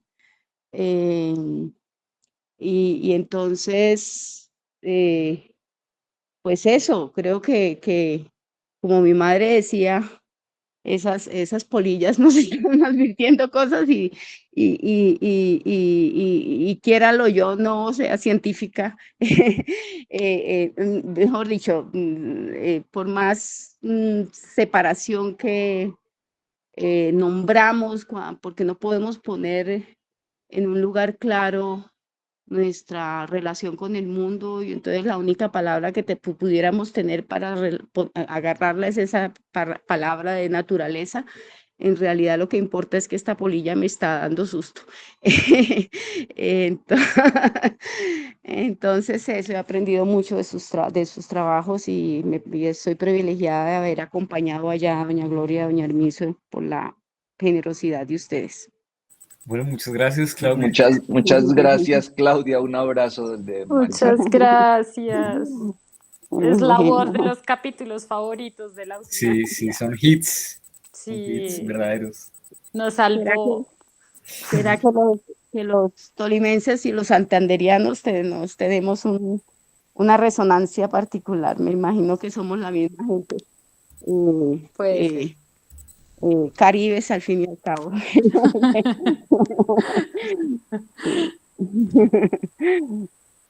Gente Bien. caribe, gente caníbal.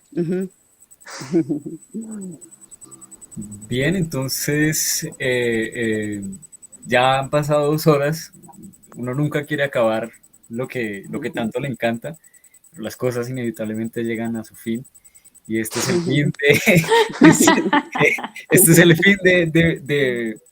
de vidas de animales, pero no es el fin de las vidas de los animales. Entonces, en tanto los animales sigan viviendo, nosotros volveremos y seguramente seguiremos sonando en otras partes, aunque tal vez lo que nos anuncian allá de la conversatoria de la naturaleza no sea algo que podemos reducir a la estructura formal de la comunicación, que tiene un receptor, un emisor, un medio, un código, sino a un torrente de sonidos que pasa por nosotros, en que nosotros no necesariamente producimos eso que decimos.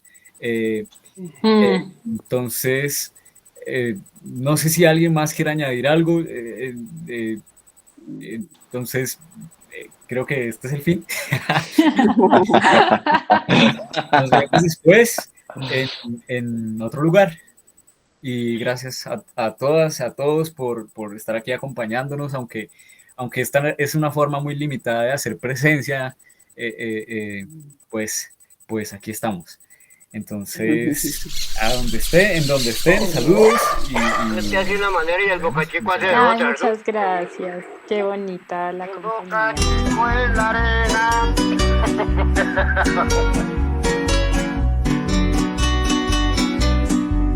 Vidas de animales. Seres del monte, la casa y los caminos en el norte del Tolima. Eso es de todo ahí en el planeta. Y de manera que se encuentra una historia.